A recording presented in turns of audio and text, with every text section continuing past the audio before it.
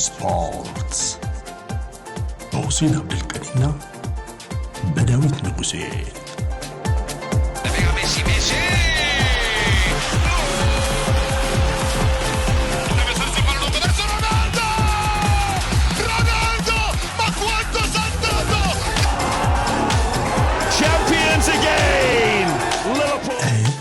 ስፖርትስ ጤና ይስጥልን እንዴት ናችሁ የኤችዲ አድማጭ ተመልካቾች ኤችዲ ስፖርት የሐሙስ ከሰዓት ፕሮግራሙ ነው ጀምሯል 30 ደቂቃ ቆይታ ያደርጋል አጭር ፕሮግራም ነው ያለን ከትናንት የፕሪሚየር ሊግ ጨዋታዎች መነሻ አጠር ያሉ ሐሳቦችን እንዲሁ ዛሬ የሚጠበቅ ትልቅ የለንደን ደርቢ ጨዋታ አለ በቼልሲ እና ቶተንሃም መካከል እሱን ተንተርሰን ደግሞ ለቻምፒየንስ ሊግ ተሳትፎ የሚደረገውንም ትግል እናነሳለን በነገራችን ላይ ሲቲ ቪላ ኒውካስል እንዲሁ ቼልሲን ጨምሮ በርከት ያሉ ቡድኖች ቻምፒየንስ ሊግ ተሳትፎ ስለመግባት ጥረት እያደረጉ ነው የአርሰናልና እንግዲህ የኖቲንግሃም ፎረስት ትንሽ ነጠል ብሎ በስኬት የቀጠለ ይመስላል በተለይ አርሰናል ሁለተኛ ለመሆን በጣም የተቃረበበት እድል አለ ከዛው ውጪ ግን ሊቨርፑል አሁን ለዋንጫው በደንብ መቅረቡን እያረጋገጠ የመጣ ይመስላል የአራት ጨዋታ ተኩል ነጥብ ብቻ ነው የሚበቃው ከዚህ በኋላ ምናልባትም በቁጥር ካየነው 13 ነጥብ ካሳኩ ይሄ የፕሪሚየር ሊግ ዋንጫ በ35 ዓመት ታሪክ ውስጥ ለሁለተኛ ጊዜ የሚሳካ ነው የሚሆነው ይሄንን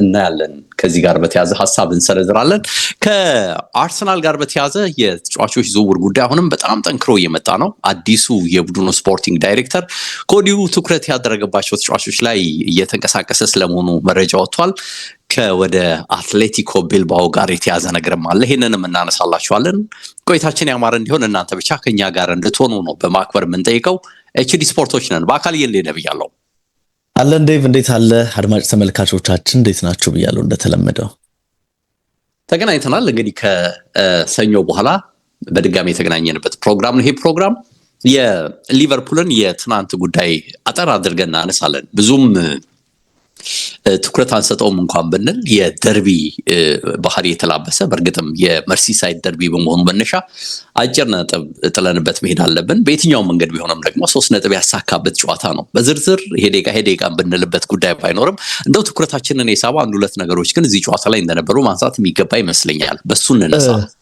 ትክክል ዴቭ ይሄ ጨዋታ እንግዲህ ቀድሞም ይጠበቃል አሰልጣኝ ዴቪድ ሞይስ ወደ ኤቨርተን ከመጡ በኋላ አንድ ጨዋታ ነው የተሸነፉት ስለዚህ ሁለተኛ ሽንፈታቸው ይሆናል ወይ የሚል ስጋት ነበረ ያው ሆኗል ሁለተኛ ሽንፈታቸው ሆኖ ተመዝግቧል ከዛም ውጭ ደግሞ ጨዋታው ላይ ሳንገባ ደግሞ የተመለከትነው ከሳምንታት በፊት ታስታውሳለህ ከሁለት ሳምንት በፊት አሰልጣኙ ተጠይቀው ይሄ ቀይ መስመር የቲኤ ትሬንት አሌክሳንደር አርኖልድ የሚጫወቱበት ኮንሳ ጎሜዝ በተጎዱ ሰዓት ተብለው የትኛውን ተጫዋች ተጠቀማላችሁ ተብለው አሰልጣኙ ሲጠየቁ ከርቲስ ጆንስ እዚህ ቦታ ላይ መጫወት አቅም አለው ብለው ነበር ወይም እዛ ላይ የሰሩት ነገር እንዳለ ፍንጭ ሰጥተው ነበርና በትናንቱ ጨዋታ ይሄን በተግባር ሲገለጥ ተመልክተናል ከርቲስ ጆንስ እንግዲህ ከቨርጂል ቫን ዳይክ እንደዚሁም ከኢብራሂማ ኮናቴ እንደዚሁም ደግሞ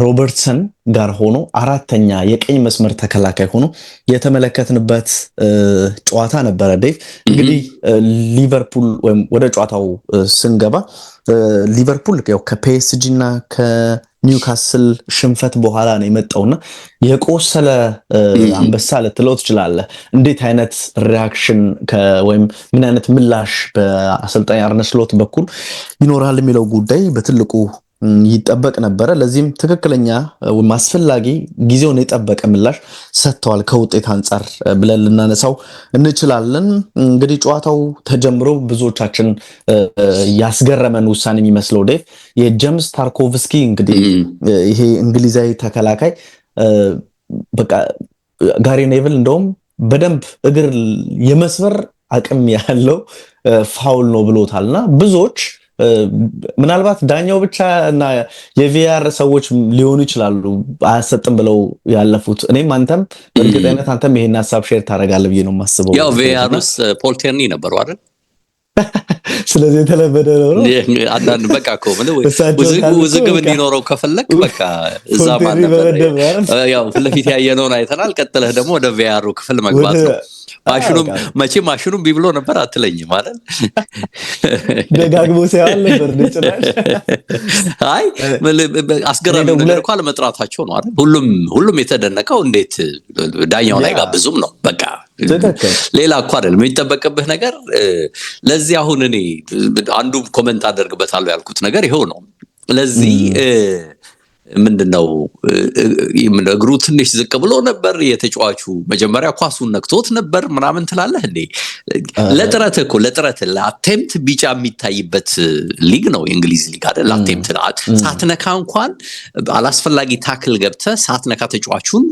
ለምታደርገው ፋውል አቴምፕት በቃ ጥራሃል መጥፎ አጫወት ነው ተብሎ ነው በቃ ሬክለስ ታክል ነው አስቸጋሪና አደጋ የሚያመጣ ታክል እንደሆነ በደንብ አይተናል ኳሱን መጥተው እዚህ ጋር ለምን ለጭቅጭቅ ይጋብዛል በጣም ነው የሚገርመው እኮ አንደኛ እግሩን በደንብ ነው ከፍ ብሏል አግኝቶታል ኳሱን መጥተው ለውጥ የለውም አጫወቱ በጣም አደገኛነት ብቻ ሳይሆን ድለኛ ማካሊስተር ነው መትረፉ በኔ በጣም ድለኛ ነውና የገረመኝ ከጨዋታው በኋላ የዚህን ልጅ ሪከርድ ሳይ 63 ቢጫ በማየት በሊጉ ሪከርድ ነው ሪከርድ ይጋራል ከአንድ ተጫዋች ጋርና ኦሪዮል ሮሜዮ ጋር ያ በዚህ ሁሉ ሰዓት ይሄ ሳውዛምፕተኑ ልጅ ነው አይደል ሳውዛምፕተን ባርሴሎና የነበረ ቼልሲ የተጫወተው ሮሜዮ የገረመኝ ይሄ ሁሉ ቢጫ ካርድ ሳይ አንድም ቀን ቀይ ካርድ አለማየቱ ይገርማልና ሁሌ ደግሞ ከማይመቹኝ የተከላካይ ባህሪ ያላቸው ተጫዋቾች አንዱ ነው ሁሌ በቃ ለጥፋት ዝግጁ ሆኖ የሚገባ ተጫዋች ነው እኔ ደጋግሜ ነው ያየሁት አይመቸኝም በቃ ድርጊቶቹ በሙሉ ሁሉ ጊዜም ኃይልን የቀላቀሉ ናቸው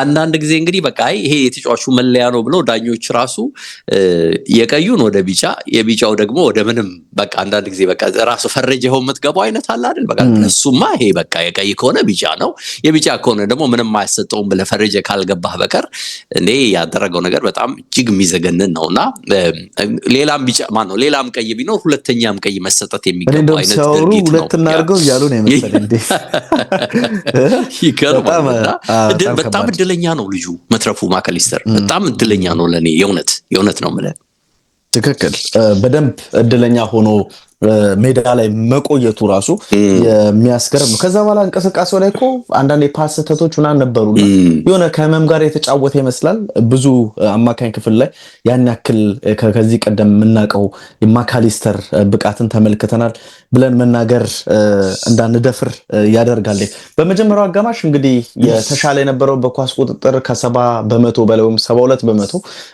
ሊቨርፑል ነበረ ነገር ግን ያንን አስደናቂ የማጥቃት ሙከራ ማድረግ ግን የቻለው በኤቨርተን በኩል ቤቶ ነበረ ቤቶ እንደ ቫንዳይክን አልፎት እንደሄደ ብዙ ከቫንዳይክ እንደዚህ አይነት ነገሮች አይጠበቁምና በቀላሉ ነበር ከግብ ጠባቂው ጋር የተገናኘው ግን አግዳሚ ቋሚውን መጥቶ ኳሱ ተመልሶ ወጣና ያው ኦን ታርጌት አልተመዘገበም ያን እንደዚህ አደገኛ ኳስ እንኳን ኦን ታርጌት አልሆነም አጠቃላይ በ90 ደቂቃው ኤቨርተን አንድም ኦን ታርጌት ሙከራ ሳያደርግ የወጣበት ነው ያስፈራል ኳሱን ሲይዘው ኤቨርተን የሆነ አደጋ ነገር ሊኖር ይችላል ትላለህ ግን ደግሞ ያ አደጋ ሳይኖር ጨዋታው እንዲጠናቀቅ ሆኗል እንግዲህ ጆታ ነው 57ኛው ደቂቃ ላይ ኳስና መረብን አገናኝቶ የነበረው ጆታ 10 ጨዋታ አልፎታል ግብ ካስቆጠረ እንደዚሁም ደግሞ ወደ 3 ወር ገደማ ሆኖታል ኳስና መረብን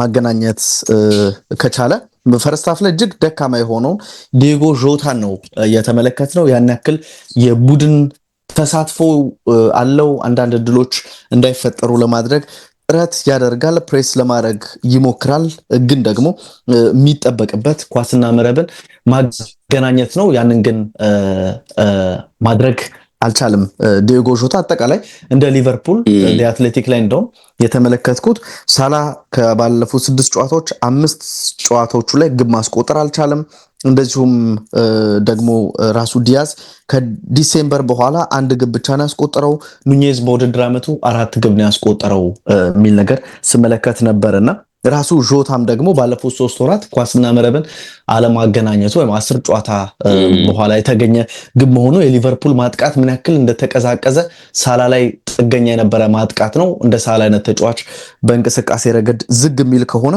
ይሄ ነገር ሊገጥም እንደሚችል እየተመለከትንበት ነው። የጆንስ ዴቭ አልተጋለጠም።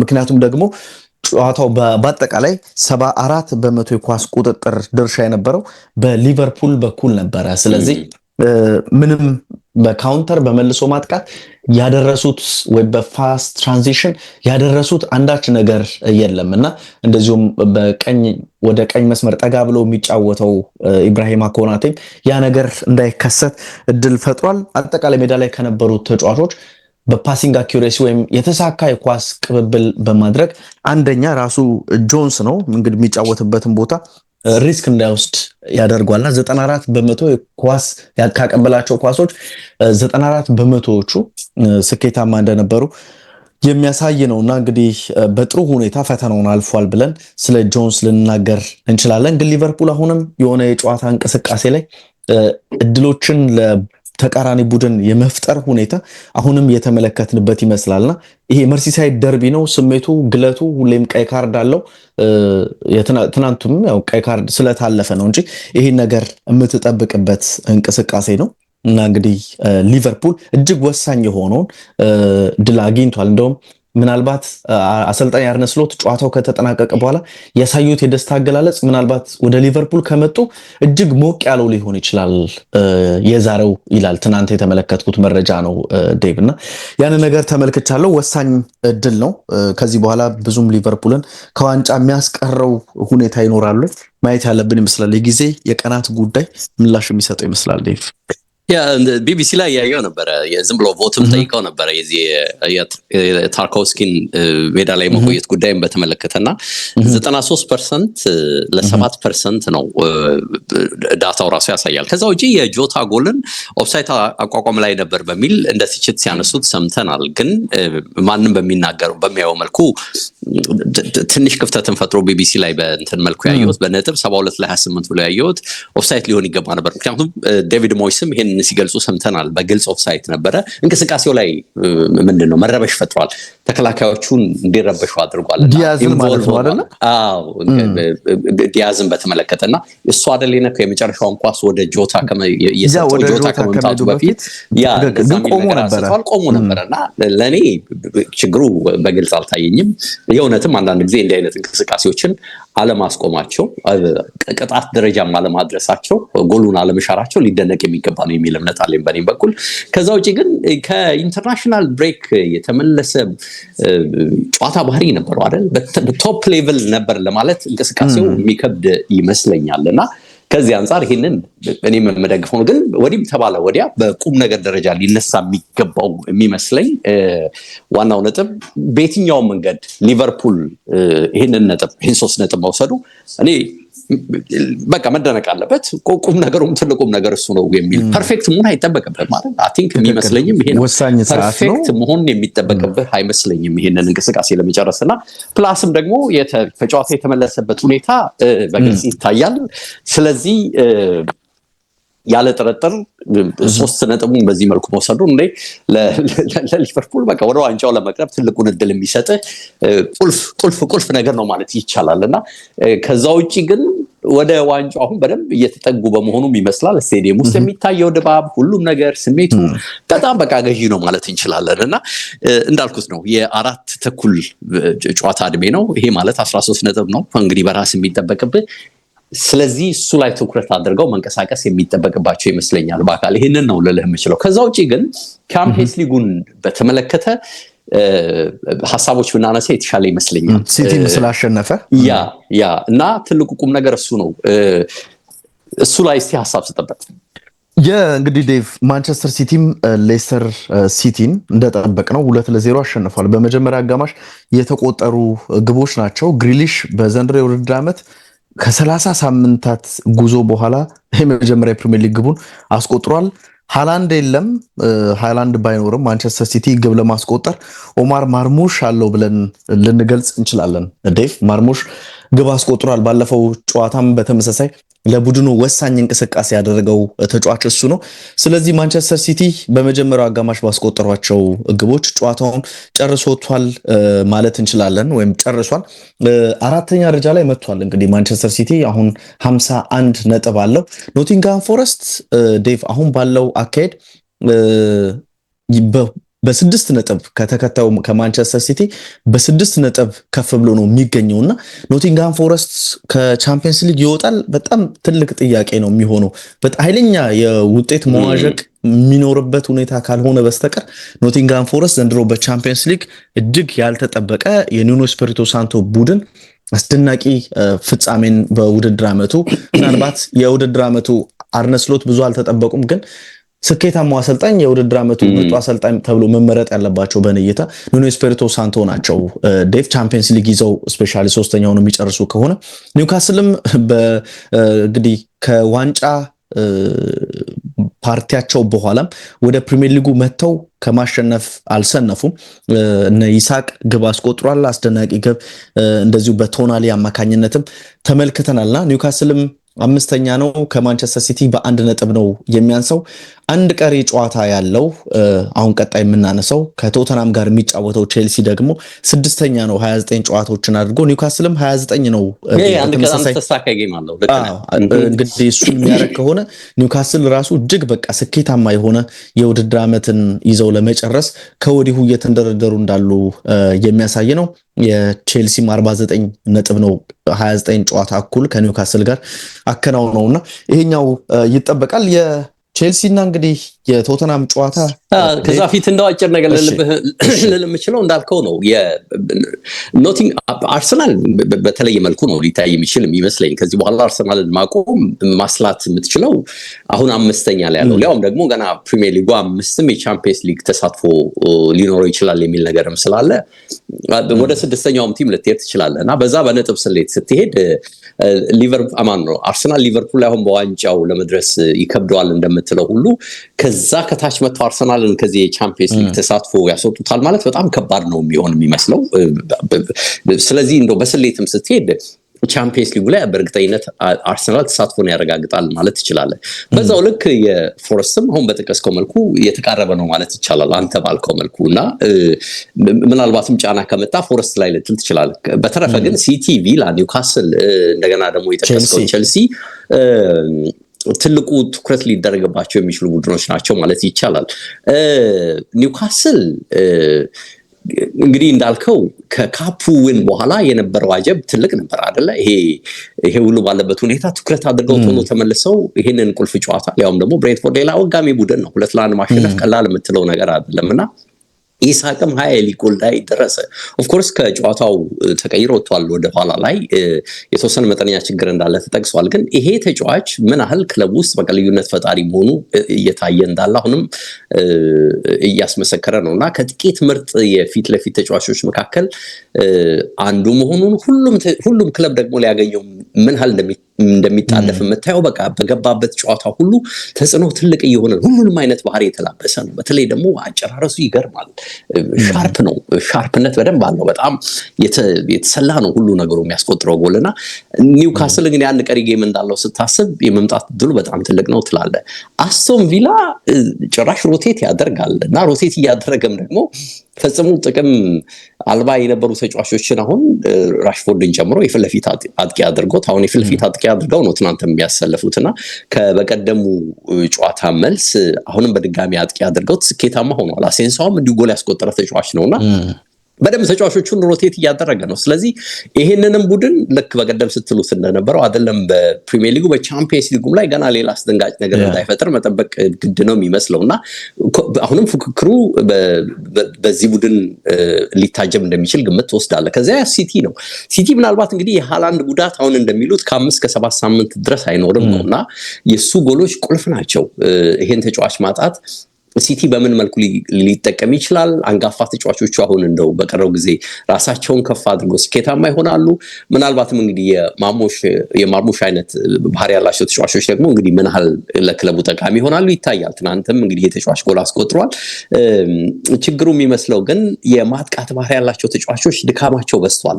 ኳሊቲያቸው እየወጣ አይደለም፣ ውጤታማ እየሆኑ አይደለም እና ምናልባት ኪሳራ እንዳይሆንበት ሲቲ ያስፈራልና ሲቲን ደግሞ ያለ ቻምፒየንስ ሊግ ማሰብ በራሱ የሚከብድ ነው የሚመስለኝ በቀጣይ ዓመት እና ምናልባት 5 መሆኑ ሲቲ ሊጠቅመው የሚችልበት እድል እንዳለ ታያለ። ከሁሉም ግን ጫና ውስጥ የሚገባ የሚመስለኝ ቸልሲ ነው። አሁን ያሉትን ነገሮች ስታይ ኒውካስልንም ስታይ ሲቲንም ስታይ የጠቀስነው አስቶን ቪላንም ስታይ ቸልሲ ነው አሁን ከፍ ዝቅ እያለ የመዋለል ነገር እያሳየ እየመጣ ያለውና የተጫዋቾች ጉዳትም ጥቃት ነው ምንድነው እንከኑ ነው።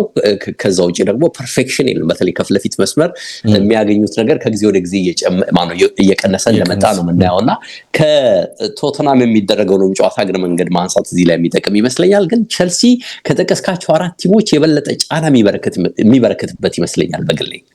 ትክክል ዴቭ፣ እጅግ ወሳኝ ጨዋታ ነው ለአሰልጣኝ ኤንዞ ማሬስካ። እንግዲህ ከቶተናም ጋር የሚደረግ ጨዋታ ምንም ነገር ሊፈጠርበት ይችላል። ቶተናም ሙዲ ቡድን ነው እንደምናውቀው። የትኛውም ጨዋታ ላይ ሲመጣ ዩናይትድን በሰፊ የግብ ልዩነት ያው ዩናይትድ አሁን ካለበትም አንጻር ብዙ ላናነሳ እንችላለን። ሌሎችንም ቲሞች በተመለከተ እንደዚሁ ማንቸስተር ሲቲን በሰፊ የግብ ልዩነት ሲያሸነፍ የተመለከትነው ቡድን ነው። ሊቨርፑልን ሲፈትን በውጤት እንኳን ከውጤት አንጻር ስኬታማ ባይሆንም በእንቅስቃሴ ረገድ የሚፈትን ቡድን ነውና የዛሬው ጨዋታ ላይ ምን እንደሚፈጠር መናገር እርግጠኛ ሆኖ ማውራት አይቻልም። ግን እጅግ ወሳኝ የሆነ 3 ነጥብ ለአሰልጣኝ ኤንዞ ማሬስካ የሚሳካ ከሆነ ያንን ሊያስመዘግቡ ይችላሉ። ቶተናም ከቼልሲ ጋር ባደረጋቸው ያለፉት 12 የፕሪሚየር ሊግ ግንኙነት አንድ ጊዜ ብቻ ነው ጨዋታን ማሸነፍ የቻለው ይላሉ። እንግዲህ ቶተናም ሜዳውም ላይ ሲሸነፍ ተመልክተናል በቼልሲ ባለፈው። ተከታታይ ጨዋታዎችም ላይ ደግሞ እንደዚሁ እየተሸነፈ ነጥብ እየጣለ እየተመለከተ ነው የምንገኘው ቡድን ነው።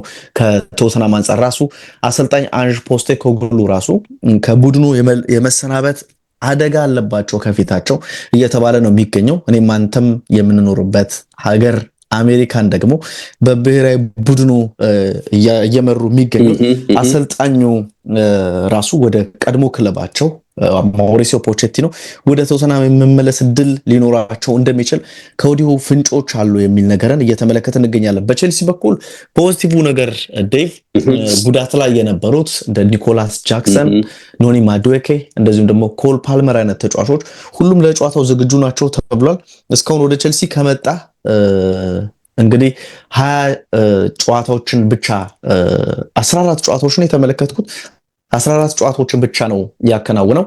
ከ45 ደቂቃ በላይ የተጫወተባቸው ደግሞ 7 የሚደርሱ ጨዋታዎች ናቸው የሚል ነገርን የተመለከትነው። ሮሜዮ ላቪያ ተጎድቷል ተብሏል ዴቭ። በድጋሚ እንግዲህ ቡድን ውስጥ ነበረ፣ ያው ብዙ አገልግሎት እየሰጣቸው መገኘ ተጫዋች ነው።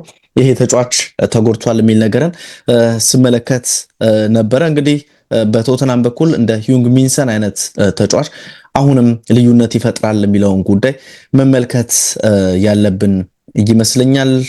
ከዚህም ውጪ ጉዳት ላይ ያሉ አንዳንድ ተጫዋቾች በቶተናም በኩል እንደ ዲያን ኩሉሴቭስኪ፣ ኬቪን ዳንሶ፣ ሪቻርልሰን አይነት ተጫዋቾች ላይኖሩ እንደሚችሉ እየተነገረ ነው የሚገኘው ዴቭና ወሳኝ ጨዋታ ከወዲሁ ይሆናል ተብሎ ነው የሚጠበቀው። የኒኮላስ ጃክሰን እንግዲህ ባለፉት ጨዋታዎች ቶተናም ላይ ጥሩ ሪከርድ አለው። እንደ ቶተናም ሌላ አንድ ቲም ላይ ነው ብዙ ግብ ያስቆጥረው። 4 የፕሪሚየር ሊግ ግብ እስካሁን አስቆጥሮባቸዋል። አምና እናስታውሳለን በቶተናም ስቴዲየም ቼልሲ ሲያሸንፍ ሃትሪክ የሰራበት ጨዋታ እንደነበር ትዝ ይለናል። ከዛ በኋላም አንድ ግብ አክሏል ይሄ ተጫዋችና በወሳኝ ሰዓት ለቼልሲ ይመጣል። ምናልባት ራሱ የተወሰነ ሪቻርጅ አድርጎ መጥቶ ከሆነ መመልከት ይኖርብናል። እንደ ኮል ፓልመር አይነት ተጫዋች በቡድን ውስጥ ይኖራልና ምን አይነት ሁኔታዎች ይኖራሉ በቼልሲም በቶተናምም በኩል የሚለው ጉዳይ ይጠበቃል። ግን ለሁለቱም እጅግ ወሳኝ ነው። ለአሰልጣኝ አንጅ ፖስቴኮግሉ ስራቸውን ለማቆየት ቢያንስ እስከ ውድድር ዓመቱ መጨረሻ በቡድኑ ይቆያሉ ተብሎ ነው የሚጠበቀው። የተወሰነ መራራት በቡድኑ ሰዎች እንዲኖር ከወዲሁ ያሉትን ጨዋታዎች አንዳንድ መርሃ ግብሮችን እያሸነፉ ከብቃትም አንጻር ደግሞ በደንብ መሻሻል እንዳለበት ተመልክተናል። ያው መከላከሉ እጅግ ደካማ የሆነ ነው የሚገኘው። ከጉዳት እነ ሮሜሮ ተመልሰዋል። ያን ነገር ምናልባት ቡድኑን ይጠቅማሉ እንመለከታለን። ወሳኝ ጨዋታ ነው። ያ እንግዲህ መቼም ትሰናበታለህ እየተባል ኃላፊነት ይዞ መቀጠል የተለያዩ የአሰልጣኞች ስም እየተጠራ እንግዲህ ከክለቡ ጋር መገናኘት ምን ያህል ጫና ሊያሳድርባቸው እንደሚችል ግምት ትወስዳለህ። በተለያየ ምክንያት እንግዲህ ሰውየው ምትለኛ አይደሉም የሚል ነገር ነው የሚወጣው ግን በተገኙ አጋጣሚዎችም ደግሞ ያው ማስመስከር አልቻሉም። እንግዲህ አስቸጋሪው ነገር የሚመስለኝ የክለቡ ኃላፊዎችም እንዳይራሩ የሚያደርግ የሚመስለው ጉዳቱን ተከትሎ ብቅ ጥልቅ የሚሉ ነገሮች እንኳን ቢኖሩ ሰየው ትላለህ እና ቶተንሃም እየከፋ መጣ። ልክ የዩናይትድ አይነት ባህሪ እያሳየ ነው። ልዩነቱ አይታይም። ኦፍኮርስ በጉዳት መጠቃታቸውን ታምናለህ ግን ቶተንሃም አልገጠሙ ሁነኛ ሰው እንግዲህ ማግኘት የተቸገረ ይመስላል። ስኳዱን በዛው ልክ ለነገሩ ኮንቴ ያኔ ጨርሶታል ሁሉንም ነገር። ቶተንሃም ቤት አጋጭ ወጣ ኮች ቢኖር አንቶኒዮ ኮንቴ ነውና ቶተንሃሞች ወደፊት ምን ይሆናሉ የሚታይ ነው። የመጨረሻ ልናነሳ ያሰብነው እንግዲህ ከዝውውር ጋር በተያያዘ አርሰናል በትልቁ ዝውውር ውስጥ እንደሚገባ ደጋግሞ ሲነገር ነበር። ዘንድሮ ጥርጥር የለውም። አርቴታም ኤክሳይቲንግ ታይም ነው ከዝውውር አንጻር ወደፊት ብሎ አስደሳች ጊዜ እያለ የደጋፊውን ስሜት ቀና እያደረገው ነው። እንግዲህ ዋንጫ እንኳን ላናመጣ ብንችል እስቲ በዚህ ተጽናኑ ከሆነ ደጋፊዎች በደንብ ሊያዩት የሚገባ ቁም ነገር ይመስለኛል። ከተለያዩ ተጫዋቾች ጋር የክለቡ ስም እየተነሳ ነው። ጋርዲያን ነው ትናንትና መረጃውን ያወጣው። ከዛ ዘ ታይምስ እና ሌሎችም እየተረባረቡበት መረጃ እንዳለ አይተናል። በእርግጥ ከአትሌቲክ ወይም ደግሞ ከቴሌግራፍ ወይም ከአንዳንድ እንዲህ ተጨባጭ ከሆኑ ምንጮች መረጃው ሲወጣ ታማኒነቱ ይጎላል። ኢቨን ፋብሪዚዮ ሮማኖን በተመለከተ ሀሳቦች ሲነሱ የእውነትነት ነገራቸው ጠንከር ይላል። ግን ይሄኛው ምን ያህል እርግጠኛ እንደሆነ ባይታወቅም ከአትሌቲኮ ቢልባኦ ዊሊያምስ ጋር ስሙ ተያይዟል በድጋሜና በእርግጥም በዚህ መስመር እንግዲህ በማርቲኔሊ መስመር አርሰናል ደረጃው ከፍ ያለ ተጫዋች መፈለግ አለበት። እሱን ብቻ ይዞ ለዋንጫ መጫወት እንደማይቻል አንተም ደጋግመህ ስታነሳ ሰማለሁ። አፕግሬድ ይፈልጋል ያ ቦታውን። ሳካ በዚህ በኩል አስተማማኝ መሰረት እንዳለው ሁሉ ቢጎዳም እንግዲህ ሊተኩት የሚችሉ ተጫዋቾች ከአካዳሚው ኗኔሪን ጨምሮ ሌሎቹን ማፍለቅ የምትችልበት ሂደት ካለ ሰየው ነው። ካልሆነ ግን የሳካ ሁነኛ መሆን በተቃራኒው በማርቲኔሊ መስመር እየተደገመ ስላልሆነ ይሄ እንደ አንድ ዌክ ሊንክ እየተቆጠረ ነው የሚል ወሬ ተነስቶ መሰለኝ ይሄንንም ተጫዋች እንግዲህ ትኩረት አድርገውበታል የሚል ነገር መጥቷል። የዳበሩም ነገሮች አሉት ይላል። እስቲ እናንሳው።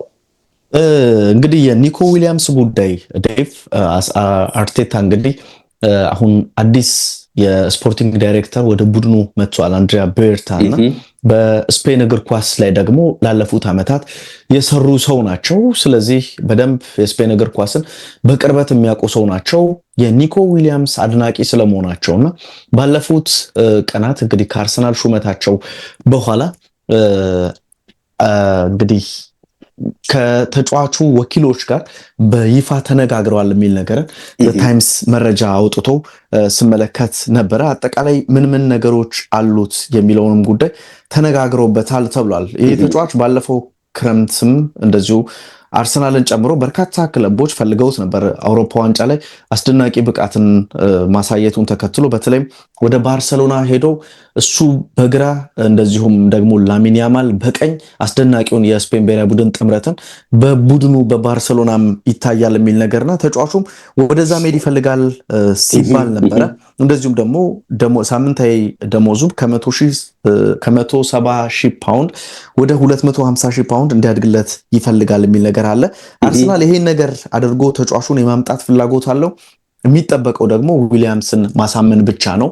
50 ሚሊዮን ፓውንድ የውል ማፍረሻ አለው። ስለዚህ ስፔን ባንክ ሄደ ይህንን ገንዘብ ሪሲቱን እንግዲህ ለሃቪየር ቴባስ መስጠት ብቻ ነው የሚኖረውና ዘንድሮም 9 የሊግ ግብ ላይ ደርሷል።